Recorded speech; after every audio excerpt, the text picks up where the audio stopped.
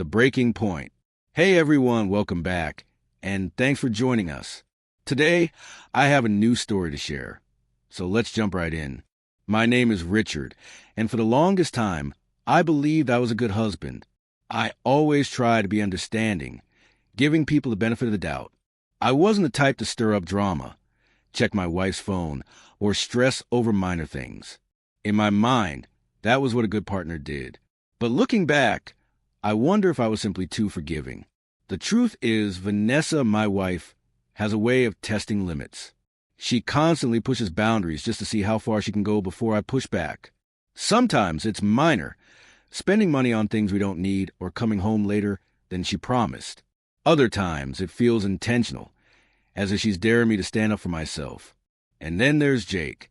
I've known for years that Jake wasn't just a friend. He's her ex. And no matter how much time has passed, men like him don't just stick around for no reason. They wait. They linger.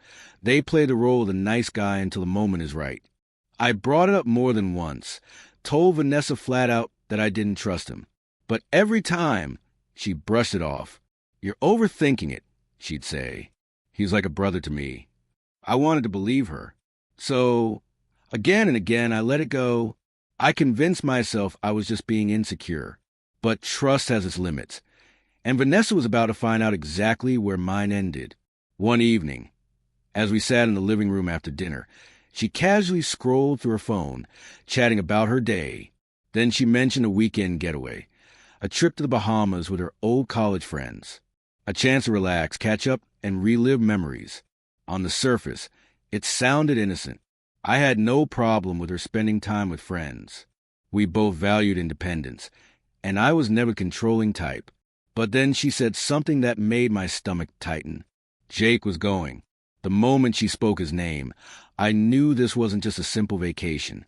The way she looked at me, the tone in her voice, it was a test. She wasn't just informing me about her plans. She was watching, waiting to see if I would react, if I would tell her not to go. And that's exactly what she wanted. For years, I had warned her about Jake. I wasn't a jealous man, but I wasn't blind either. He wasn't just some harmless friend. He was an opportunist, waiting for the right moment. But this time, I didn't react the way she expected. I didn't argue. I didn't remind her of all the times I had let things slide. Instead, I simply looked at her and said, "If you go, don't bother coming back." She blinked, caught off guard, then laughed. She shook her head like I was being ridiculous. "God, Richard, you're so dramatic," she scoffed, rolling her eyes. Then came the same tired excuses. "You're overreacting. Jake's just a friend. You really need to stop being so insecure." But I wasn't arguing. I wasn't pleading. My voice was calm and I replied, "Do what you want." And I meant it. She thought I was bluffing, just like she always did. She had no idea that this time I was completely serious. The morning of her trip, she moved around the house as if nothing had changed. She hummed to herself while packing, carefully choosing her outfits. Every so often, she checked her phone, likely responding to the group chat. She glanced at me now and then, expecting me to say something, waiting for me to cave. But I didn't. And as she zipped up her suitcase, reality started to set in. I had already told her, but I didn't bother repeating myself. I simply watched. When she finished packing, she rolled her suitcase to the front door. Then, as if nothing had changed, she leaned down and placed a quick kiss on my cheek, just like she always did before leaving for a trip. "Love you," she said, her voice light, almost dismissive, as if my warning 2 days earlier had never happened. Without hesitation, she grabbed her keys and stepped outside. I didn't stop her. I didn't need to. From the window, I watched as she tossed her suitcase into the taxi's trunk, climbed into the passenger seat, and disappeared down the street. The moment the car was out of sight, I got to work. First, I changed the locks. I had already arranged for a locksmith the day before, and within the hour, the house was secured. Next, I handled her belongings. One by one, I packed up her clothes, her shoes, her makeup, every little thing she had left scattered around our home. By the time I was done, everything she owned was neatly boxed up, ready to be sent to her parents. I wasn't going to leave her any reason to come back, not even for a forgotten sweater. The final step? The divorce papers. That morning, I called my lawyer and told him to start the process. There was no hesitation, no second guessing. This was an empty threat. I had made myself clear, and she had chosen to ignore me. Vanessa had convinced herself that nothing would change when she returned. She thought she could go on this trip, laugh with her friends, spend time with Jake, and walk back into our home as if nothing had happened. She assumed I'd grumble for a few days, maybe give her the cold shoulder, and then, like always, let it go. But this time was different. I wasn't going to be the man who let his wife walk all over him. I wasn't going to be the husband who got disrespected and still welcome her back with open arms. I had drawn the line. She had crossed it, and now she was going to face the consequences. By the time I left for work the morning she was due back, I barely thought about her. To me, she was already part of my past. The decision had been made, the preparations carried out. I was ready to move on. I assumed she was still at the beach house, oblivious to what was waiting for her. But on the fourth day, 3 days earlier than planned, she showed up. I wouldn't have even known if it weren't for the security camera I had installed outside. While I was on my lunch break, an alert popped up on my phone. Curious, I checked the live feed. There she was. Vanessa stood on the porch, bags at her feet, gripping the doorknob. She twisted it once. Nothing. She tried again. Still locked. I watched as confusion flickered across her face. She stepped back, staring at the door before leaning in to inspect the lock. That's when it hit her. Something was different. She fumbled for her phone, and within seconds, mine started ringing. I let it ring a few times before answering. "Richard," she said, breathless, her voice already trembling. "The door won't open." I remained calm, my tone emotionless. "You don't live there anymore." I told her, "Your things are at your parents' house. Expect the divorce papers in a week or 2. Silence.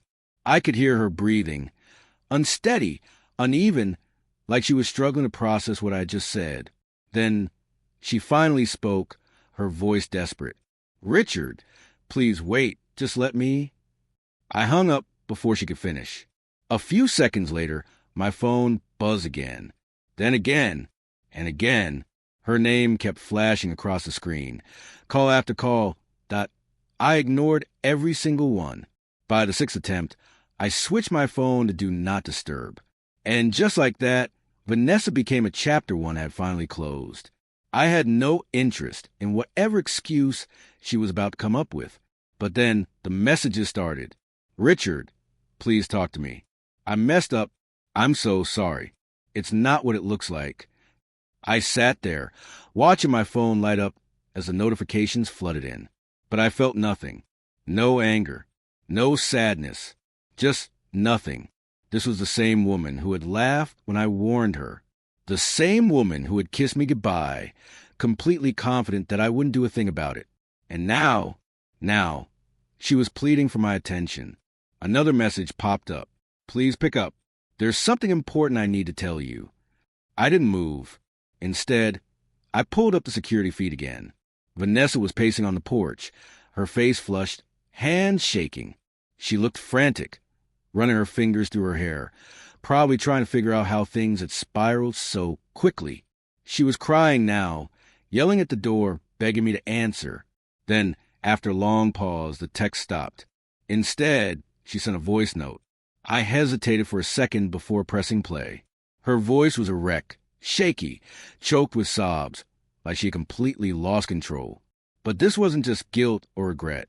She sounded terrified. "Richard, please listen to me. You were right about Jake. I should have listened to you. I swear I never expected any of this to happen. I drank too much, and when I woke up..." She gasped for air, her breath ragged. "Jake did something. He recorded it, and now he's blackmailing me.